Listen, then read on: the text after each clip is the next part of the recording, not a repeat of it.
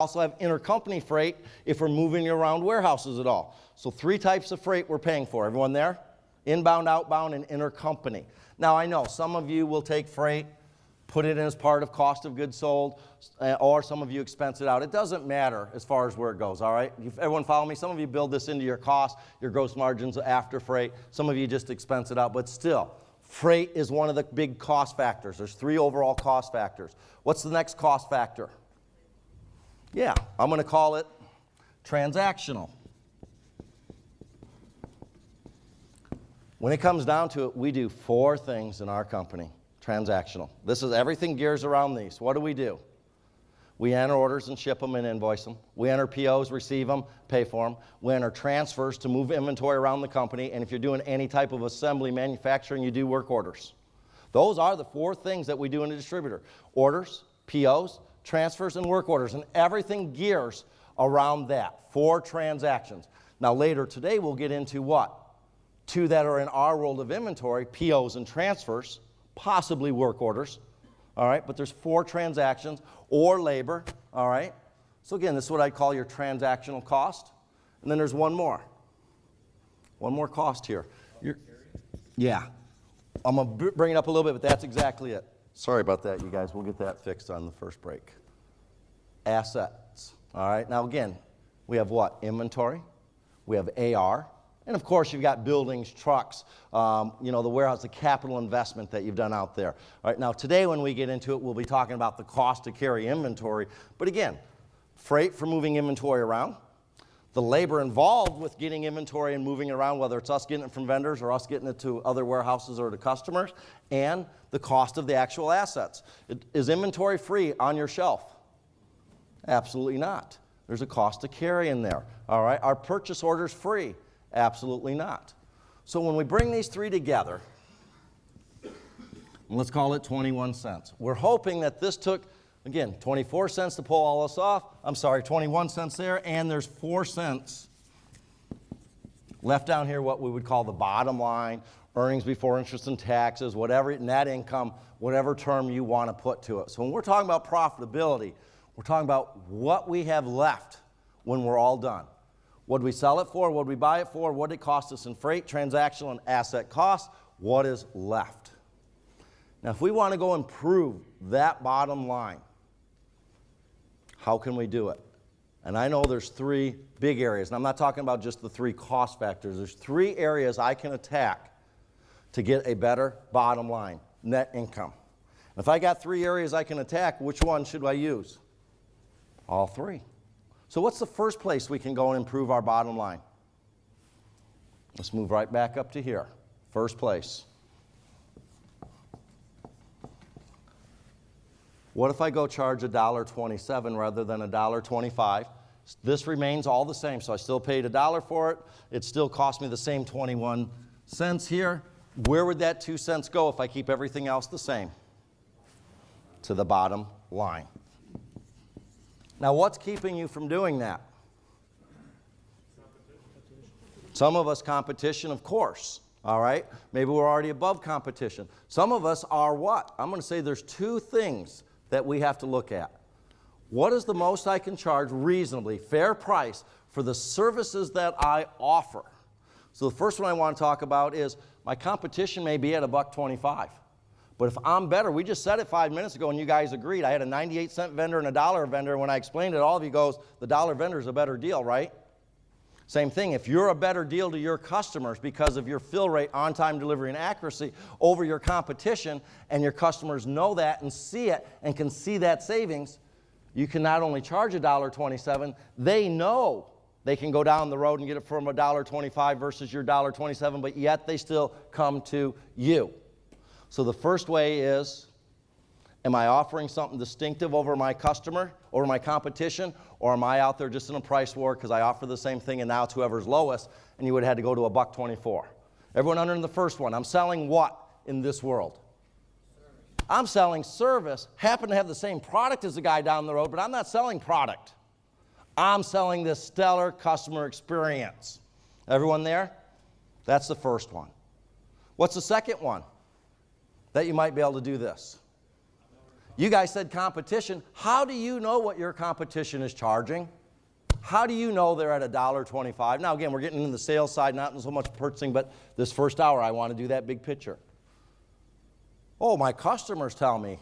I tell vendors things all the time, right, to try to get a better price. I'm not sure I would count on my customers telling me, hey, you're 2 cents higher, I can get it down the road 2 cents lower, and we lower our price. The only way to know whether you're at now what we're calling market price. Am I even up to market price? I'm out here at $1.25 and everyone else is selling it to $1.27. My customers aren't telling me. I don't get it. You have to go raise the price. And you have to raise the price until what? Your customers will tell you when your price is too high. Everyone agree with that? And they normally don't defect on the first round or even the second. They will come back if you have a decent relationship and say, hey, your prices are going beyond what the competition is, what's going on. But unless you push that envelope, they're never going to tell you when it's low. This is pricing optimization that so many of you talk about today. Absolutely murder the first time through. I've worked with a lot of them, and we don't understand pricing because you have some formula and some consultant, and we just go change a bunch of pricing. That's like you guys going back to on Monday, getting with your pricing guy and say, raise it all up 2%. When the customers call, well, how come you raise it up? Well, we saw this guy, Grant Howard, over in Novi, Michigan, and he said we weren't charging enough. That's not going to work, you guys, all right? I go out there, if the vendor gives me a 2% increase, I'm going to put an extra percent into it. And if I'm going beyond what I'm worth, my customers will tell me about it. If I'm not going, and then I would back it down slightly. And I should be doing that on a regular basis. That's pricing optimization, pushing the market till my customer tells me for what you offer, you need to stop or you're not going to get my business. Is that fair? So 2 things out there that's letting me charge a higher price. I'm better than my competition, or I'm not even up to market price yet, and I have to go out and sell at market price. That's how I can go out and do that. Where's the next place I can go and bring some more money to the bottom line? Before that even. Can I go out here and buy it for 98 cents rather than $1? I have no troubles with that as long as you didn't what? Give up this when you switched vendors. Everyone there? All right, you still want that again.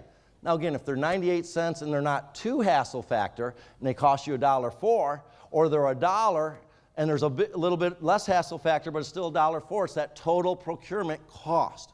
But the point is this. I go into many companies and they're like, wow, we just got a 2% from a different vendor, it's lower, and we start looking at the chaos that starts going on and we go, wow, it's not worth it. Their shipments are way off. They're not on time. We have to expedite every PO. We got to call a week ahead of time to see what's going to be back ordered because we never know. That's costing you a lot of money. So can I negotiate and not give up customer experience along the way? If I can do that, where's that go? Right to the bottom line. And now, my last area, control my costs or work smarter. And there's 3 areas. Can I do better on freight? Inbound freight, outbound freight, and intercompany.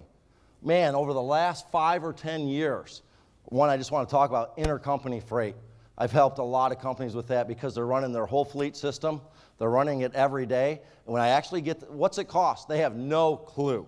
So when I send them through that exercise and they start figuring out how much it costs to deliver to a customer, how much it costs to do an intercompany transfer, they start going, wow, I just transferred a $4 item and it cost me $75? Because again, it's real simple. Take your trucks, how much the maintenance is, your drivers, whatever, divide it out by what you deliver, and you're going, whoa, that's my cost per line for a delivery. All right? So again, what about inbound freight with my vendors? I'm going to go out and try to negotiate for free freight. A lot of you get free freight if you do a certain size order. We'll talk about that later. But can I bring down my freight cost? Now again, if I bring down my freight cost and I save 2 cents there, but because of whatever, it cost me 3 cents more operationally now. Was that a good deal? I just saved 2 cents in freight. Oh, I just took all my warehouses and consolidated them into a central warehouse grant. Now I'm getting this huge order every month with my vendor and I get free freight. And then I transfer everything out every day to my customers or to my branches. I saved 2 cents on the freight side and it cost me 4 cents to do all the transferring. Was that a good deal? Absolutely not. So again, When we're in here, we have to look at, when we do something here, what's it doing to the other ones? We want to lower the total cost. And I'll see companies drive one down, the others go up and offset it, and they're still losing. So we have to be thoughtful of that, the total cost of this operation. But can I do better on freight? And in particular, when we get there, we're going to be talking about inbound freight for our purchasing world and transfer, intercompany freight. What about transactional? Again, there's the cost of an order, cost of a warehouse transfer, cost of a PO, cost of a work order. Now, for today's world, we're going to talk about replenishment cost. But can I go out and purchase smarter at less cost? There's a slide that we'll show after the break, but if you go back 20 or 30 years, what did it cost us per line on a PO? And here's what we call cost of purchasing. Someone brought it up. I have to put the PO on. I have to get it called in or somehow to my vendor. I might have to follow up or expedite on it. Comes to the back door, I have to receive it. I have to put it away. I have to reconcile the invoice and pay for it, right? And then eventually balance out the bank statement. What's all of that cost? Because that's what we call the cost of purchase. All the way from placing the PO, I need to buy something, to it's on our shelf, done and paid for. So you got, again, purchasing, receiving, put away, and AP department if you want to break it down. That's my 3 cost of purchase worlds. How much is that? What affects that? Well, at the beginning, I asked, how many are getting a 23-second PO? Everyone there? We're feeding it good data through OE. We're getting good lead times. We have proper parameters. It's creating a good order point when we buy and a line point how much. And it's generating good POs. And we're spending about 23 seconds per PO on average looking down it. Versus another company, what? They print it out, it suggests something, and they spend 3 hours, and they load it into Excel, and they're doing all this stuff, and 3 hours later, they still don't know what it should have been anyway, so they're just plugging in numbers, all right? Is there a difference in those two worlds? Absolutely. Then we go back to receiving, and you got some companies that go, wow, this vendor's shipping 99% accurate all the time. The best we do, the old-fashioned receiving, is 98%. We might as well put it away.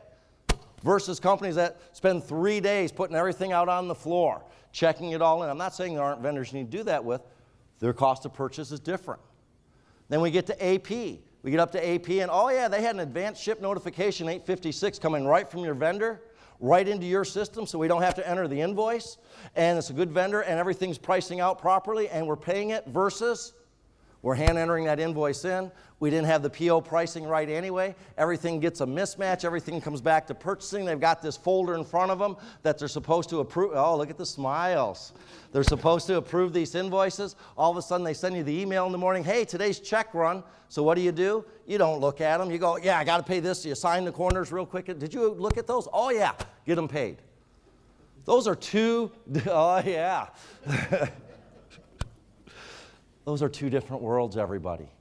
Now, let's just go through this real quick. And there'll be a slide later, so I'll do it quick for you. If we go back to the 70s real quick, how did we place a PO? We had to first.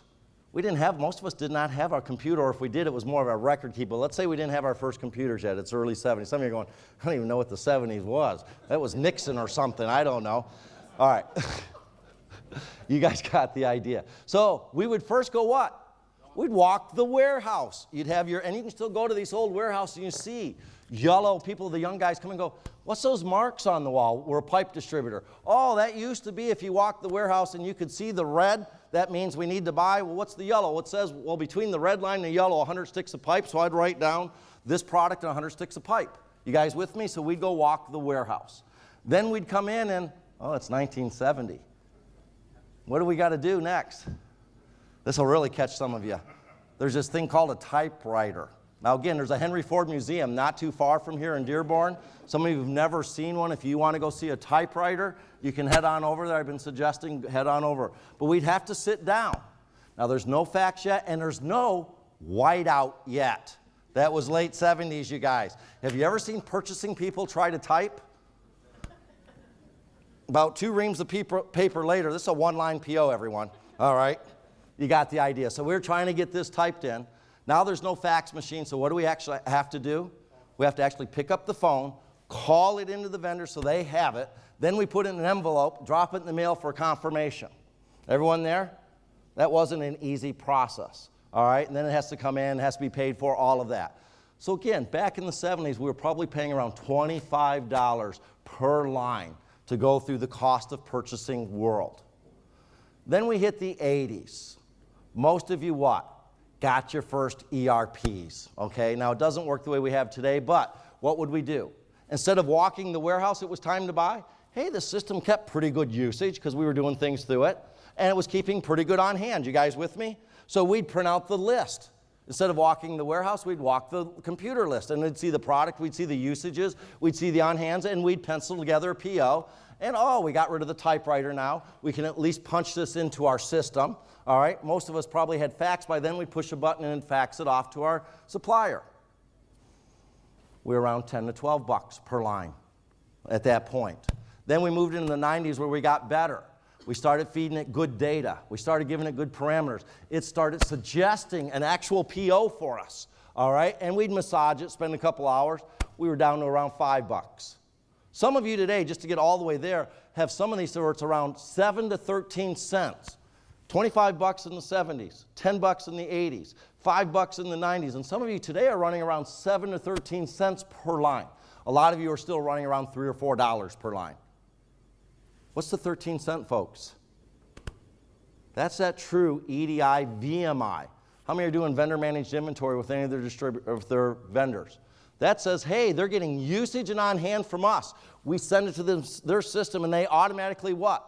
Replenish when we need it. They take surplus back. They send us an advanced ship notification in 856 or something. It becomes the invoice on our system. No one's entering an invoice. Okay, then it comes in the back door and they're guaranteeing a 99% accuracy in their shipping. We don't check it in, we put it away. And then our AP system automatically what? Through our bank system wires the money. There was no human touch in the whole process except possibly 2 spots. If the vendor didn't have some type of automatic retrieval system, someone over there was picking what we just talked about that the system generated. And if we don't have some type of put away system, someone at our place is what? Getting it off the shelf in the back door and putting it on the shelf. That was the only 2 human touches. The rest is all through technology. Now getting good data and parameters, 7 to 13 cents a line item. Again, just a raise of hand, how many are using that full boat VMI EDI the way I just explained? It's tough at first, isn't it? There's a lot of trust relationship, but if you get it working right, it's very powerful to bring down your transactional cost. Any questions on this? We're talking about cost of purchasing. All right, now again, there's 4 types of transactional, but for today I brought it down to cost of purchasing, getting the PO on or the transfer, all right, getting it received, getting it put away, getting it paid for. If it's a transfer, you don't have to pay it, but you had to pick it. They're about the same. Most of you are around $3 or $4 per line item on a PO or transfer to go through that process. So now, how do we go and improve it? What's the first spot? If you're still in the 70s, handwriting POs, get out of that world. You can go from 25 bucks to 10 bucks per line. If you're in the 80s where you're walking your system, I don't walk the warehouse anymore, Grant, but I walk the paper, and a lot of you still walk, well, I don't walk the paper, I walk the screen now, Grant, and there's 300 items from this vendor, and I look at all 300 of them every time to go place a PO. You're probably at 10 or 12 bucks. Hey, the system has a good order point and line point because we're feeding it. It only gave me 5 of those 200 items that says I need to buy, and I'm cutting it in 23 seconds because it's right. You're at 2 or 3 bucks. Hey, we're full VMI EDI, and the technology world's handling it. You're around 13 cents. Everyone seeing that? Now, is every vendor going to fit in the same? No. Some you can't do advanced inventory management, VMI. Some you can. Some you've got to look at closer because the usage is more erratic. Some of those, the usage has been the same in your company for 20 years. Okay, the owner's dog could place those POs if you found, because they're consistent. I'm not trying to say they're not hard. You know what I mean. What's our last place to attack? Asset. Now again, AR, capital, buildings, trucks, fleets, and of course, inventory. Now a lot of you equate this to cost to carry or turns. And that's one way. How many are measuring turns? Just curiosity. We'll get a whole bunch of hands on that one. Now what are we talking about here? Cost to carry. Is that inventory free once we put it on the shelf? I just put $1 worth of inventory on the shelf on January 1. It's still there on December 31st for whatever reason. I paid $1 for it originally, but what do I really have into it now? About $1.24 for most of you. First of all, what goes into that? There's obsolescence and shrinkage, right? Some of that may go bad, or it may get hit by a silo, or it may get stolen, whatever. All right? What about if the building burns down? I have insurance on it. What about Uncle Sam? He's going to want to charge taxes on it. And there's one I'm missing there, but the other one, big one, who probably owns the inventory? The bank, and the last time I checked, they weren't giving money away free. There was some type of interest charge. Again, the general rule of thumb, and it has been consistent since around the 1950s, and I'll tell you where you can go get it, 20% plus prime. 20% plus prime is your cost to carry inventory. Prime's around 3 or whatever it is. Let's call it 3. Let's say it's 24%. So here's all I'm saying. If you put $1 worth of inventory on the shelf on January 1 and it's still there December 31st, you now have about $1.24, $1.25 into it. Cost to carry. Everyone good with that? So if we want to improve that, what do we need to do? Turn the inventory quicker. Buy smarter, right? Not have as much. A lot of us back in the 70s when we were costing $25 a line, when it cost that much to purchase, what did it make sense to do? Only do it twice a year because it was so costly to go through the purchasing system. It was cheaper to what? Put extra inventory. Because again, if it's cheaper to sit on the inventory than to go through the procurement process, we're winning. And as the cost of purchasing came down through technology, what did that say? It's better to keep less and less inventory because now I don't have this huge thing I'm offsetting anymore. It's only cost me a couple dollars to do the PO. So you saw your turns go from 1 to 2 to 4 to 6. A lot of you are probably in that 4 to 6. Some of you are still under 3, fighting to get above 4. Some of you are at 8, 10, 12, and I'd even challenge some of you, if you're one of those companies that has great turns, because if your infrastructure can't support the turns, remember what's really turns. How fast can I put POs on? How fast can I turn around in the warehouse? That's what it's really all about. And if my turns are too high, what happens in your company? Your infrastructure can't keep up and it starts going backwards. I just saved $1 on turns, but it cost me $2 because it's spinning so quickly now, my folks can't keep up. I needed to buy today, but I didn't have time, and I bought 3 days later and we stocked out. Even though you're getting great turns, my customer's going down the road. Oh, they all came in the back door, but it's coming in so quick, my purchase receiving's 4 days behind. I'm missing discounts in AP because I can't keep up. Everyone there? Now, we'll talk about these in much more detail later. But that's that inventory cost or cost to carry, around 24 cents on the dollar. Now, again, overall, what do we start thinking? Well, if we only know about transactional costs, hey, Grant, every time I place a PO, it's cost me $4 a line with my vendors. If I only think about that world, what would I do? Hey, I'd have you guys come in once a year because that cost is a lot of the human touch, right? So I would have you guys come in once a year. I'd have you buy a whole year supply and say, go find another job. I'll see you next year. Everyone with me? But then what hits me in the face? This next thing, cost to carry. Now, if I only knew about cost to carry, i.e. my purchasing people, receiving people, and AP people didn't cost me anything, what would I do in that world? Man, I'd tell you to place 40 POs with the same vendor every day. You guys with me? I'd work you hard because, again, you're free and the cost to carry is there. Where we're at is that balance.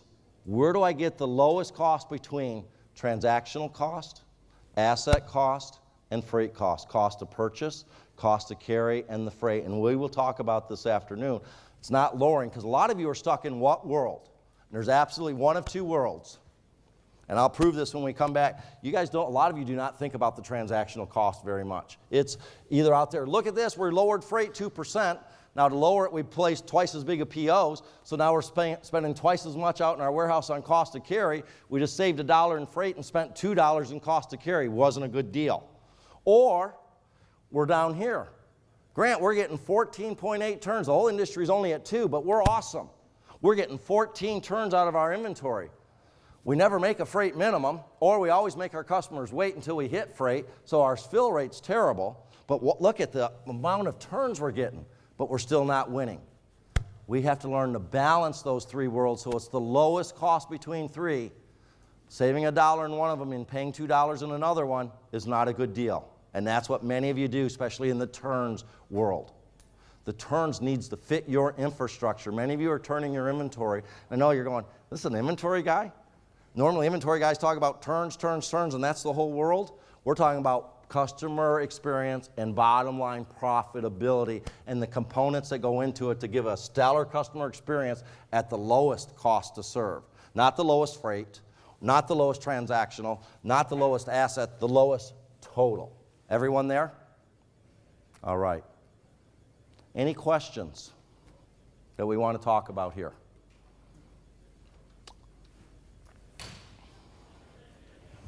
Go ahead. Courtney's bringing you a mic. And I got two more things to add on to this, and we'll get ready to take our break.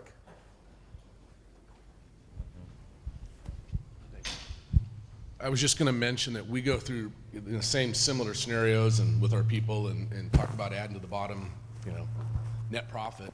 But one of the things that everybody fails to mention sometimes, you got commissions that come out of that too. Say that again? You have commissions. Oh yeah, there'd be commissions, discounts would go back in, there may be rebates. Right, so it looks really good in theory, but reality, you're still adding to the net profit, but just not as much. That's correct. That's correct. Thank you. Any other questions or comments?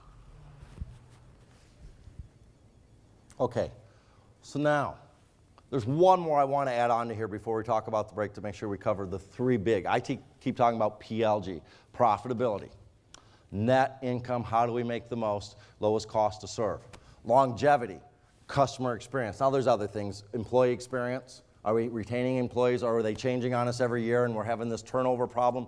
And vendor. So those are the three people we really work with, our employees, our customers, our vendors. All of them help bring longevity, but the big one there is our customers. Are they coming back? Do they have this loyalty? Are they not even thinking about where they're going? They're just coming to us and they're happy paying the $1.27. Happy, I said, even though they know they can go down the road and pay $1.25. All right? There's one more I want to put into there, and that's growth. How do we want to grow? Now, some companies, there is no planned growth. They don't want to grow. A lot of family-owned businesses are there to what? Take care of the family. They want to grow a little bit because of inflation, but they're not trying to become from a $25 million